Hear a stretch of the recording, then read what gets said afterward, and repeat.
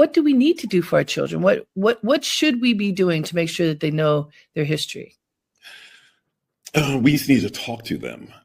We need to talk to them. We need to share our stories, even sharing our family stories. Mm-hmm. They're so rich, and making sure that they're in environments where, they have the opportunity to learn. I think, with my daughter, it's funny, Harriette. I was hearing, what you were saying about your daughter, and my daughter told her history teacher that her dad was a Black supremacist.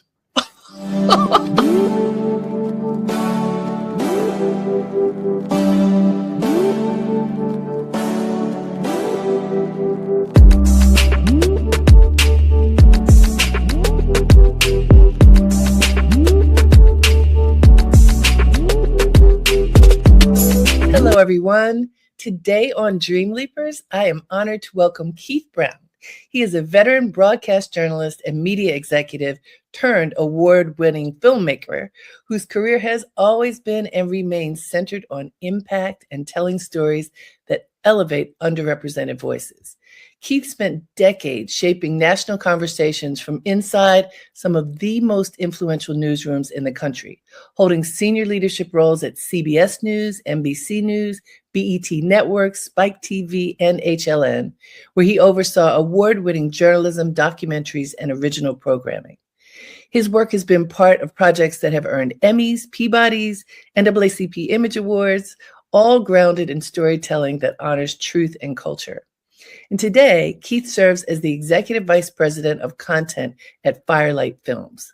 With his personal pivot into filmmaking, he's been able to help usher powerful, nuanced voices to the screen, including his directorial debut, which I just saw, A New Day Begun, the Black National Anthem. We're going to talk all about that. We'll be talking to him today about his careers in media, now film, reinvention, and painting, and what it all means in the world of storytelling. Please join me in welcoming Keith Brown. Hey, thank you so much, Harriette. I'm so excited for you. So on my other broadcast that is called Dream Leapers Inspiration, every Monday I have this broadcast where it's sort of a meditative kind of thing, and we look to unpack a concept that could help us to just have a better day, a better week. Based on coming to your opening on Saturday, it was Sunday, right? I can't even remember now. Yes, it was. I forgot to hear it. Right. I made that broadcast about the power of the pivot, to learn to pivot. It was actually 100% based on looking at you, being in this beautiful art gallery, the Long Gallery Harlem, owned by Louis Long, who is a neighbor and friend, and seeing the walls of this gallery filled with your paintings. And it was these beautiful paintings of gorgeous Black people, the skin, the smiles, the sensuality, the warmth, and then seeing your film. But just the painting, because for context, people, in the world of pivoting, you go from being a high-powered television executive for all these years, rising. I remember you in that space. I didn't even know that you were painting. Other people knew, I just didn't know. But the whatever it takes to really build something like that out when the other thing you've done has been so different. I'm curious about that. Like, how did you do that?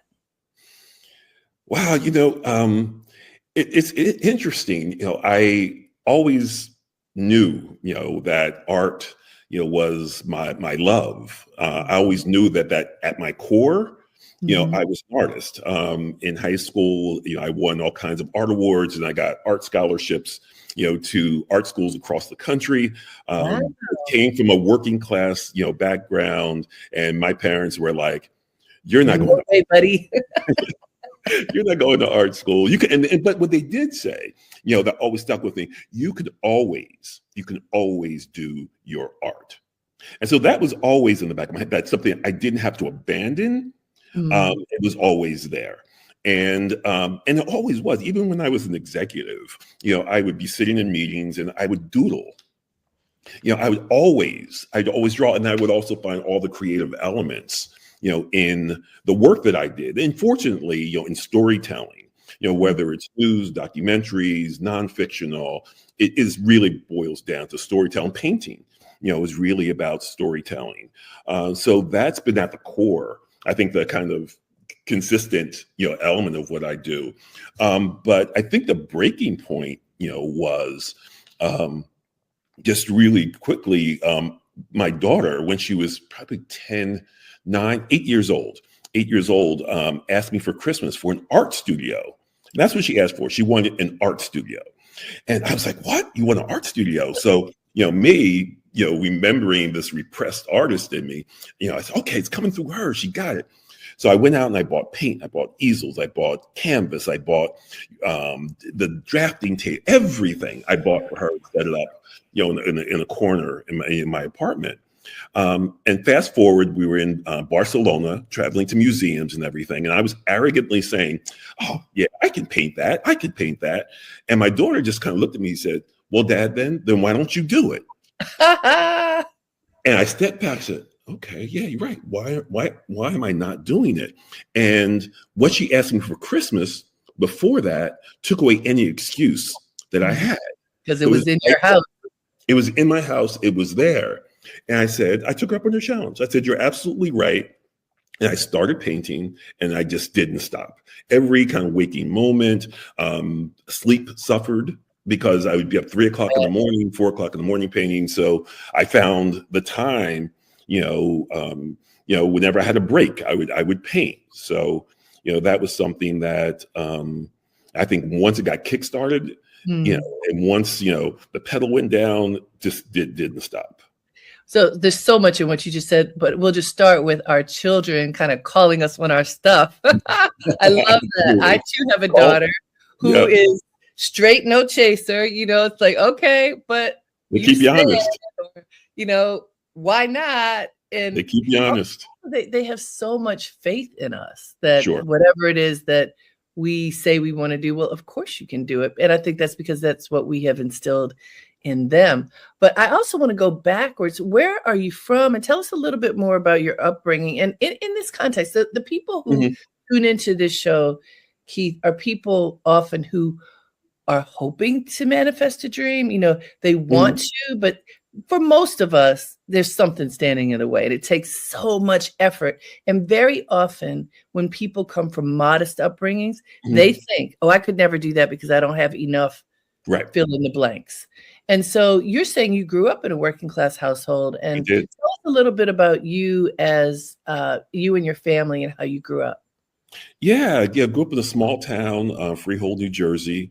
And my family, had been in that town on my mother's side for, five, 6 generations. I think one time it's always been there. And then my father's family moved there, the turn of the century, probably around 1910, to this small town. And there was a small Black community there that was very, very close knit. My mother's family kind of founded, the church that Second Baptist Church that we went to and grew up in. My grandmother was the organist. One of my paintings is of her. That as I remember her with her, church hat and the organ behind her, and I called it Church Lady. But that church lady happened to be my grandmother. And I think what it was about that community and what really inspired the film, A New Day Begun. And I'm jumping a little bit, but that's okay.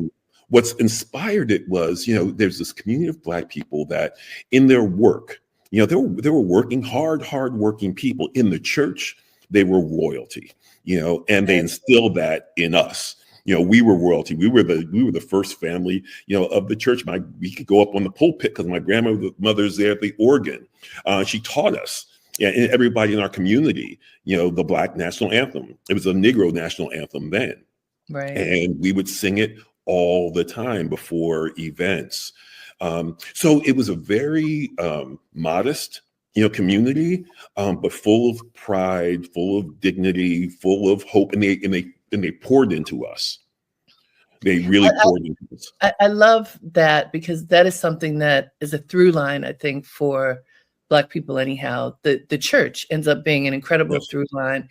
And, the notion of Sunday best, whatever you did during the whole rest of the week, you were equal when you walked into that sanctuary, when you walked into the church. Well, of course, there's hierarchy in the church, but you were equal in the sense of everybody coming into that space was part of the same community. That's right. And was respected for being part of the community. And that notion of Sunday best, you might have one outfit that you wore, but it was impeccably taken care of. And there was this sense of dignity that that helped to uplift everyone. Yeah, absolutely.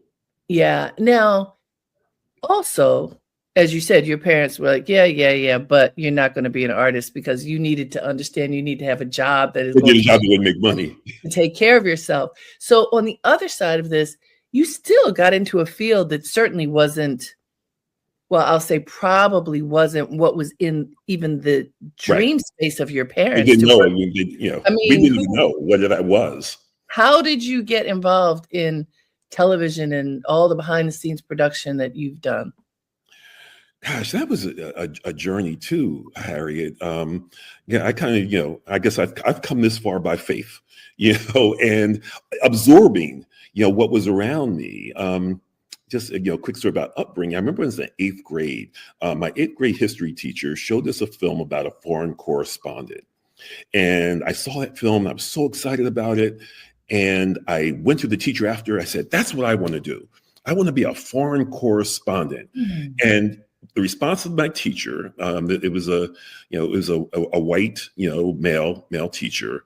And his response was, you have really lofty goals. And I didn't know what lofty meant. I went back and looked at what lofty meant.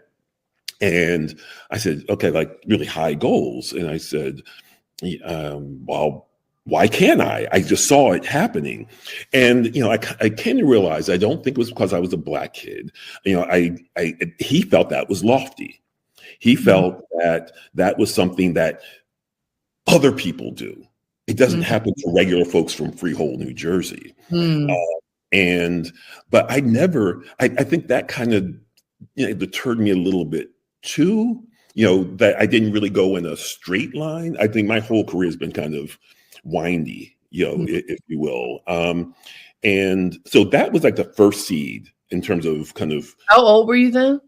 8th grade. So I was probably 13. Okay. But 13 is a pivotal time. So many people, it's around 12, 13. It's like, I really want to do something. And sometimes the motivation is somebody who says yes, and sometimes it's no. And you still go, wait a minute, no, this is what I want to do. So what was your first job that put you on this track? Wow, my first job in broadcast journalism was with Bill Moyers. That was the first job, okay? That was my first job. But this, Harriet had been after, I was 30 years old. My first job in television, I was 30 years old. So I had a whole other career. After I went to Syracuse University, graduated from there. Actually, I'll just tell this really quick story. Please. I got into Grace Del Marco Modeling Agency. Oh, I remember Grace Del Marco. You remember Grace Del Marco? Yeah, of course. I got into that modeling agency, and they would send me on go-sees, and they sent me to a go-see. Actually, it was Essence Magazine. And there was, whoever the person was who was kind of scouting the talent, I went over there. She just kind of put her hand out to see the book. She looked at my book, didn't really look at me, didn't ask me any questions, but then she said, well, you just need some pictures of you, more pictures of you with photographed with women, because it was just me. And I said, I was trying to engage her in conversation, and it just didn't happen. And I left that go-see and said, you know what? I just spent 4 years and all my parents' money going to college. I said, I'm going into the Peace Corps. And that's why I went to Peace Corps. I traveled to Africa when I was in college, but I realized at that point that, kind of chasing this, this kind of career wasn't really what I was made of, and I went into Peace Corps for 2 years in Cameroon and West Africa. And that was the beginning of, I think, my trajectory that really kind of exposed me to a worldview. And kind of going back to the foreign correspondent thing, I wasn't overseas as a correspondent, but I was overseas kind of absorbing and taking in all I needed to know and to grow and to learn and actually, coming from a small town, kind of grow, outside of that very kind of, provincial, society that I was a part of. So fast forward, I ended up working in nonprofits. I was at the Museum of Natural History. I did programming dealing with Africa and the Caribbean. I traveled all over Africa with an organization called Operation Crossroads Africa. Mm-hmm. Probably by the time it was,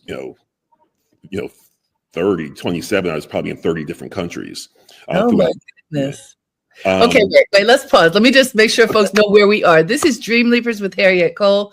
We are immersed in storytelling with Keith Brown. He has a new film, a short film out that I just saw. It's really incredible. It's called A New Day Begun, the Black National Anthem. And we're going to talk about that in a minute. But right now, we're kind of getting an update on the history of Keith Brown, which is pretty fascinating. So I want to go back for a second, Keith, when you did the Peace Corps. So you were really brave. I just have to say that, because a lot of times when people get out of college, it's like, I need to get a job. I need to, and I mean, you did, but then, I need to figure it out. I need to figure it out. I'm going to figure it out in a different way from maybe the two people on either side of me who I grew up with, or even who I went to school with.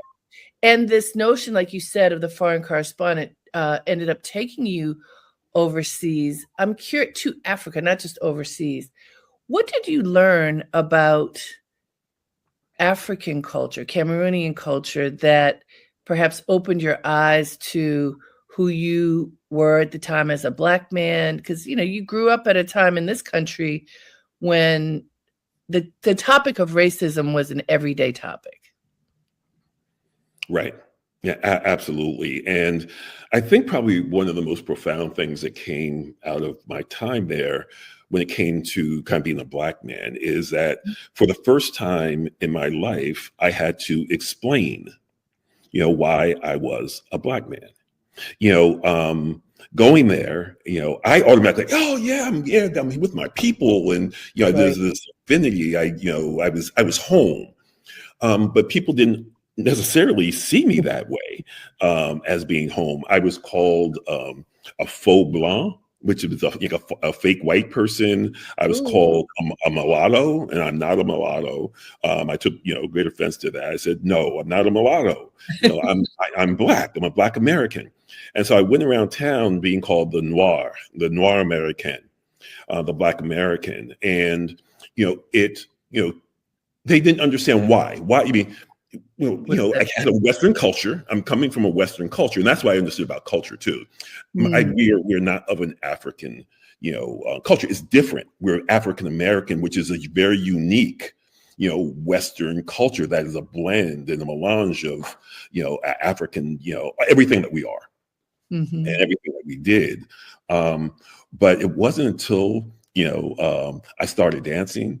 And I could do their traditional dances probably better than they could. Oh, wow. And that's when they could embrace me as kind of like a brother, So it was a journey. It was just a really journey of understanding, and also, really having to define, what Black meant. And I came out with a very different understanding. And for me, it was as much political. It was a political, identification as much as it was a cultural identification.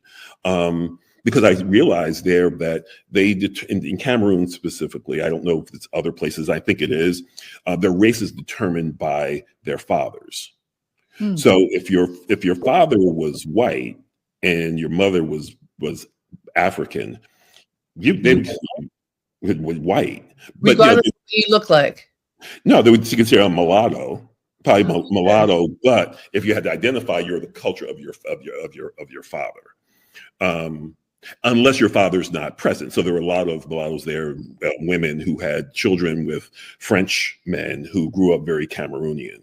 So it was complicated. I guess that's what it was, Harriet. Yeah. It became very complicated and not in the context of American Right. race. It's interesting as you share that because, well, I went to Howard, and at Howard, I was telling your daughter what Howard felt like to me. It was, I called it the United Nations of Black people. There were Black people from everywhere, which was very different from how I grew up. And you got to see that there were all these different, even just from different parts of the United States and then parts of the world. Like my worldview exploded as a result of being with these people. But then when I went to Essence and began to travel, the first place we went was to the Ivory Coast. And I got to see just a very different, when you are from a place where everybody's Black, it's just different than when from here.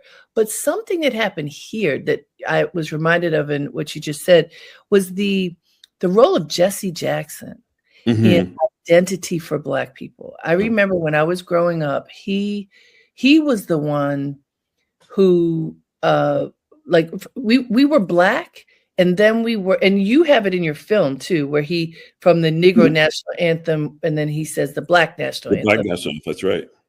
But also he talked about African American. He was the one who put that on the stage for us to consider. Well, we are African and we're American. That was something, I don't know who came up with it, but he was the one who popularized this. And in what I recall in the conversation from him on the national stage was that we were constantly in an analysis of our identity and what it should be called. Right. You know, well, like you said, called you mulatto. Me, how I look, depending upon who I would be standing next to when I was growing up, I was light skin or dark skin. I was never just whatever I am. It was a comparison between me and somebody else. That's right. That is different in cultures where I think where people are, where it's everybody's Black. Yeah, because it's not an issue. Yeah, everybody's Black. You know, it's more about where are you from, who your family is, what ethnic group are you from. It's not about race, at all. It's about except now, if the more westernized they become, then they start whitening their skin, and that's a whole nother thing. Right. That's a whole yes, and that's the influence of colonialism, right? Exactly. Yeah. So, to be exposed to that at such a young age, this notion of identity and contemplating it through an African lens rather than just through an American lens, how did that impact your work? I mean, maybe not in the moment, but it has. What it made me realize is things are more nuanced. Probably like with what you kind of felt and got exposed to at Howard. You realize that no, we're not cookie cutter. There's more. There's always more, and there's depth that you need. And stories that you have to peel back. You just can't take things by face value, because at face value, I might look like some mulattoes, at face value, maybe. But, then you find out that no, it's blackity black, of who I am and how I feel. And even in that context, it might be different from someone else who feels the same way. So I think, being in a place where, you had to go deeper than just color. You had to explain. I had to explain why, why I was Black. Why did I feel, this alignment, and kinship with them when culturally I was very different than they were. And I think through those conversations, it gives you a deeper sense of self. And it also gives you a very different perspective of how we operate here in this country. Yeah. But it also gives you an amazing amount of confidence, an amazing amount of confidence in who we are, and, feeling very comfortable in, our our origins and our ancestry, and that's what did for me. And then I think that translates in my career. I never ever. I know there's some, Harriet, I'm sure I know you probably confront people. Well, why are they coming to me because I'm Black? Or why am I giving the Black story? Whatever. I wanted the Black story. Me too. I wanted to tell the story. I didn't care about the other things. I mean, that's why I wanted. That was where my passion was, because our stories, were never told, by us. So us, the privilege of being at places where we can tell our own stories. And even when you're telling a white story, you realize, no, there's, we are part of those stories also. That's true. And we bring that to it. So the importance of Black people being in journalism, whether it's, a Black owned, a network, or if it's if it's a majority, culture network, we bring something very, very different to it. I think being in Africa and my little town in Freehold and the Black community there just rooted me and grounded me in the desire to do that. Yeah, I think that's a very interesting perspective. I grew up at Essence professionally. Mm-hmm. So I was immersed in Black storytelling, and very specifically in positive Black storytelling. Yep. Because Black media then and now was sort of the antidote, because there's so much negativity in traditional media. The descriptions, even today, of Black people are more negative than they are positive in traditional media. What the stories that are sought out. And so I remember Susan Taylor being very intentional, A, about looking for the positive story, B, about representing all of us. So you can't just have light-skinned people in the cover. You have to have, and it can't be one body type. It has to be the range of who we are, so that we can see ourselves and understand the importance of who we are. But as you described, having the mindset that, hey, I want to do those stories, because you worked at a lot of prominent, large, mainstream media companies where I'm sure that some people feel uncomfortable. Why are you just giving me the Black story? But for you to have the attitude, yes, bring it on. I want to do that story. Yeah. That's such a great attitude. And you were able to progress. Did you ever feel on your journey that you weren't getting opportunity, though, because you were a Black man? No. I felt that the opportunities that I think, to distinguish yourself, I saw me being there and me being Black as a way to distinguish myself. That's what I brought that no one else had. There were tons of other people. No one had what I had. And I never forget my big break with Bill Moyers was, during the LA riots when they happened, and race, it was a huge kind of hot topic issue. And they asked me, there was a huge meeting, the whole team, how we would cover this. And everybody went through the same, kind of same thing. And I never forget, I said, when they came to me, I said, what would you do, Keith? I said, well, and it was about a panel. I said, doing a panel in LA riots, I would want, Chinua Achebe and Sister Souljah. And at that time, Sister Souljah, no one knew. We knew who she was, but mainstream media did not know who Sister Souljah was at the time.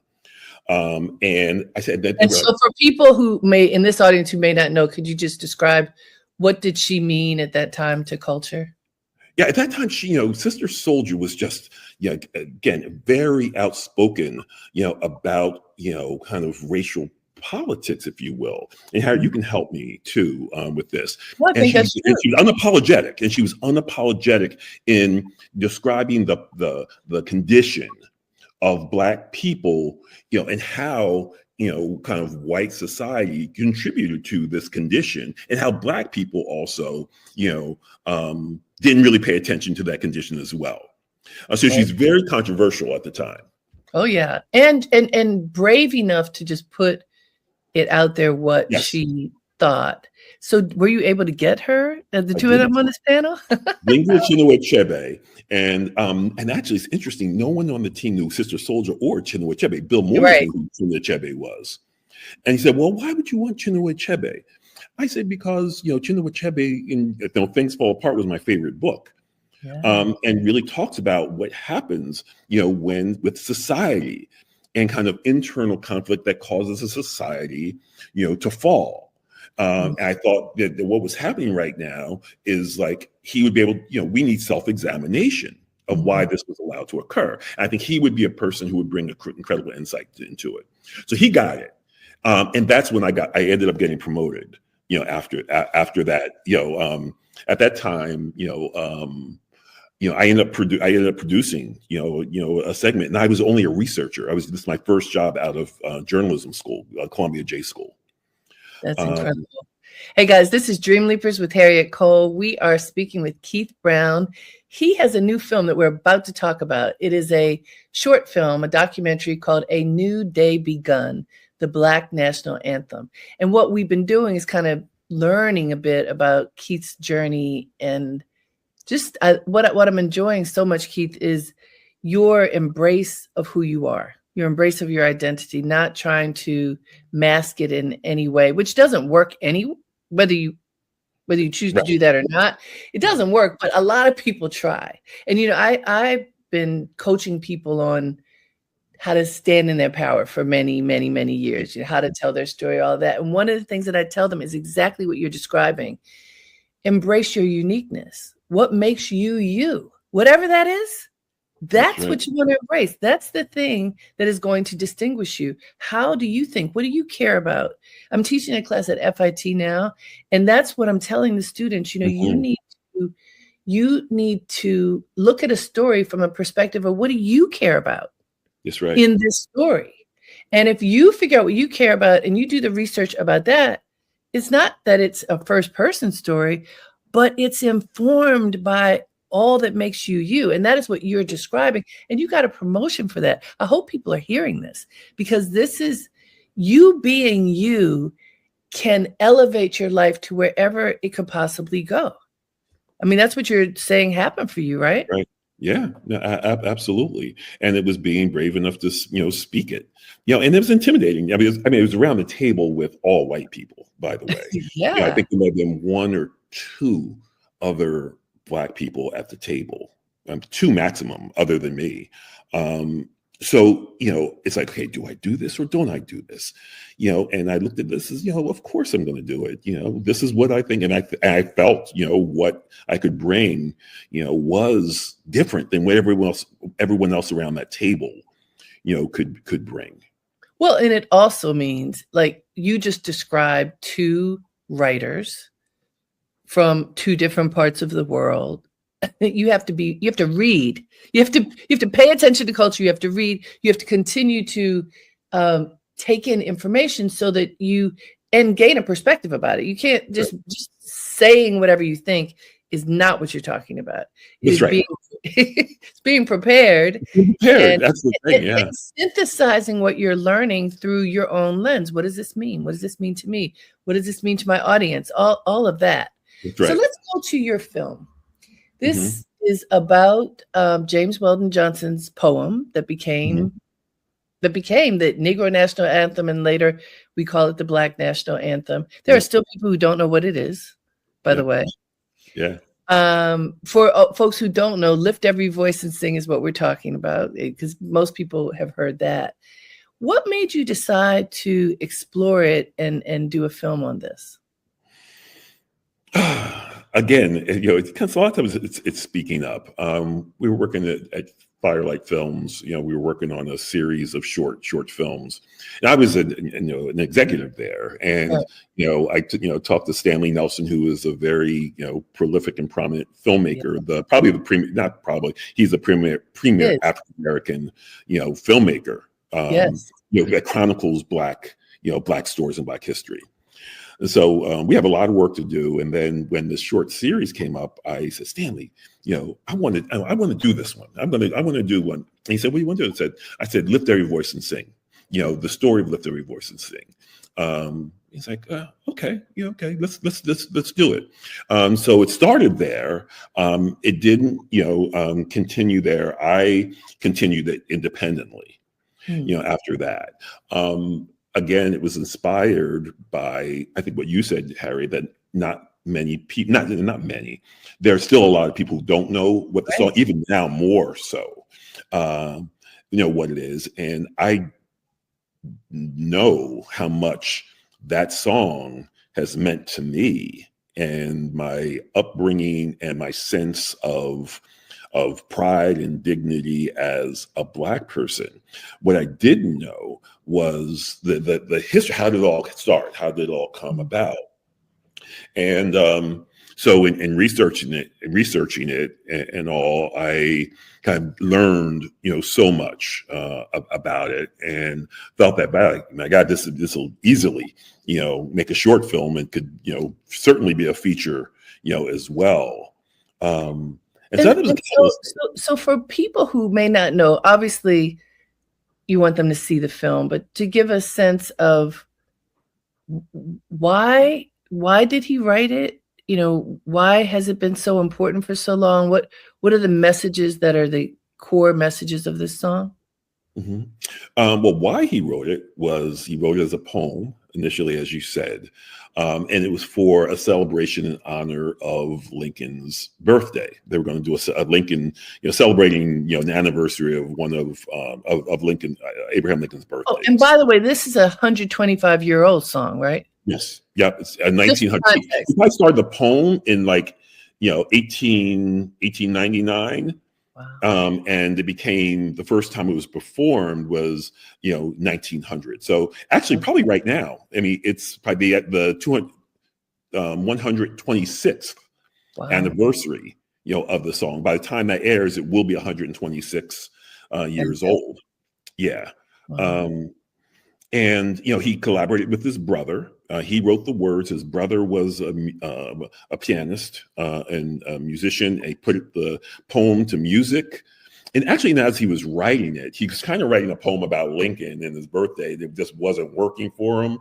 And he describes this, this moment of inspiration, where he tells this story, about, Black life over time, Lift Every Voice and Sing, it's 126 years old, but it tells a 250-year-old story of us here in this country, and it's something that has kind of inspired, many, many, many generations of Black people, in this country. So that's how it started, and it was a very kind of organic, underground way that it came into our communities and our culture, and was spread by kids that sang it. They sang it, they shared it with their parents, and they, went to different schools and they sang it, and they traveled through the South, and, it got, and as I think, James Weldon Johnson's, profile increased, and he became more engaged, just not being a teacher. He was a high school principal when he did it, but he became engaged in politics. He became engaged in culture and art and music. And he also became a field operator, for lack of a better word, for the NAACP. So he do all the field kind of working, getting people, engaged in the organization. And this was when the NAACP was huge, when it was a very important organization. And actually, you describe in the film, I didn't know this about the NAACP, that it was primarily a white populated organization. Yes. White people working on behalf of Black people. So that's something that I hope people know. The National Association for the Advancement of Colored People. That's what that stands for. And it was a group of white people primarily who were standing up for Black people. Right. I think it is important for people in this generation to know there have always been people of other backgrounds standing up for us. We have not been alone. It's always been true, and it remains true. Absolutely. And at the same time, I mean, you have incredible footage in this film that shows the indignities that many people experience because of racism. Some of the words in that song point to those indignities that we have suffered and have survived. That's right. it's a very visually descriptive song, I think. It is. It's also you show, there are two incidents that I think are very interesting in the film where you show moments when it is sung that maybe are surprised. So one is when Muhammad Ali is in the middle of a fight and James Brown is supposed to be, what was he singing and what did he do? Yeah, he was invited. This was a big fight, Muhammad Ali, Chuck Wepner fight. It was the fight. It was what was really prominent about that fight for white people. This was, kind of a search for the great white hope. Yeah. And that they thought that they were going to go in there and this, he would be a victor. James Brown was invited to sing the Star Spangled Banner. Right. He was, the Star Spangled Banner, and he's singing the Star Spangled Banner called the national anthem? Yeah. Okay. All right. The national anthem. That's right. He was there to do the national anthem. So he's singing the national anthem, and then in the middle of it, he breaks into a chant and starts singing, "Lift every voice and sing, till earth and heaven rings." And we knew what that was. Black people knew. It's like, yeah. That was our dog whistle. Yeah, absolutely. And that was something that was really important at that time because it showed, that he was connected to us. And in this, big kind of national event, he gave a nod to us. Which was incredible. And it was James Brown. So what are you going to do? It's in the moment. Now, right. You also have Beyonce performing what is now called the Black National Anthem. And this is at Coachella. Is that right? At Coachella, yes. So tell us about that. Yeah. And Beyonce was the first Black woman to open Coachella. Figure that. And Beyonce, chose to sing the Black National Anthem there. And, she did. People, we talk about how there are people who probably just didn't know what it was. They thought it probably was a new song on her album. But we knew, what it was. And that's how I start the film. And I think to me, what the open of the film, I opened with that, seeing the Beyonce at Coachella, singing the Black National Anthem, but that's not how it originally started. Again, back to my daughter, I would spend months and months, on this and looking at footage and, hearing these songs over and over again. And for months and months and months and months and months, she never paid attention to what I was doing. I was looking at the footage from Coachella and, Beyonce started singing the Black National Anthem. My daughter comes from, another room in the apartment. "Hey, Dad, what are you doing? Is that Beyonce?" And she came and she got engaged in what I was doing and didn't stop. And she watched the whole entire thing. And then she asked me, "Can I work on this?" I actually ended up hiring her as a research assistant for it. But that changed, that prompted me to change the structure of the film. And I started because I realized that I did a grave mistake and I didn't do what my parents did. And she didn't know what the Black National Anthem was. She had never sung it. I realized, I said, gosh, I tell you, failure. So now I have to ask my daughter. I don't know. I feel like she knows, but I don't know if she knows. So when I'm going to ask her tonight to see if she knows what it is. But this brings up another, I think, really, really important point at this moment in time. Mm-hmm. Cross-generational knowledge. What do our children and the next generation know about our past? What do they know? What do they know about, look, they know about George Floyd because that's recent past. It's recent, yeah. Depending upon where they have studied and what they have studied, they know certain things. But there's so much information that they may not know. I remember, Keith, when my daughter she went to a very small private school for the first 10 years of school. Mm-hmm. And then I remember always bringing up stories of Black people and Black culture mm-hmm. and whatever. And she says, "Mommy, why is it that everything you talk about is Black?" And yep. I said, does anybody else talk about anything Black? And she said, no. I said, that's why. Yeah. because you need to know our history. Yeah.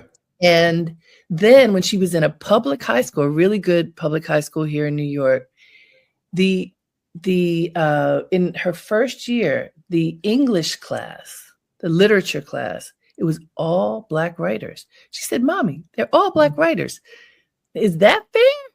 And I was like, "Girl, you are so lucky. I didn't get to read Black anything until I was in college, other than what my parents exposed me to. We didn't have that in you didn't have that. So she got some exposure, through me and then also through school. But I do wonder, what are our kids learning? What is, like, what are we passing down? Like, you didn't even realize you hadn't taught her that. What else are they not learning? And what can we teach them? So we have 5 minutes left. Let me just remind folks, this is Dream Leapers with Harriette Cole. The time goes by so fast. We are here talking to Keith Brown about everything, but I wanted to make sure you know about his film, A New Day Begun, the Black National Anthem. We got 5 minutes left. Keith, what do we need to do for our children? What should we be doing to make sure that they know their history? We just need to talk to them. We need to talk to them. We need to share our stories, even sharing our family stories. They're so rich, and making sure that they're in environments where they have the opportunity to learn. I think with my daughter, it's funny, Harriette. I was hearing what you were saying about your daughter, and my daughter told her history teacher that her dad was a Black supremacist.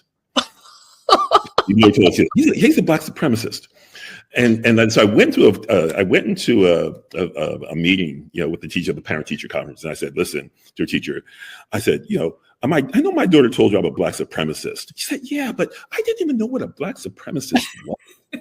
I said, "First of all, I'm not a Black supremacist. What I have instilled in my daughter, and what I will say, is that given the history of this country and the trajectory of our people, that we are the strongest people on earth."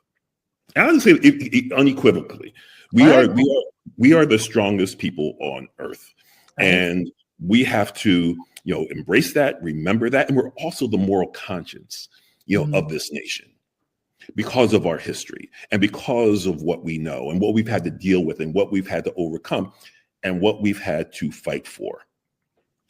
So that's what I really want to instill, in her, to have that understanding that where you are in life right now, that this has been a project that happened, 250 years ago to produce what you're doing now, and I don't want her to forget that. That's a beautiful thing. So your show that includes your film on loop, the artwork in your film on loop, is at Long Gallery Harlem. Yes. Through the month of February. Yes. Where is Long Gallery, and do you know what the hours are?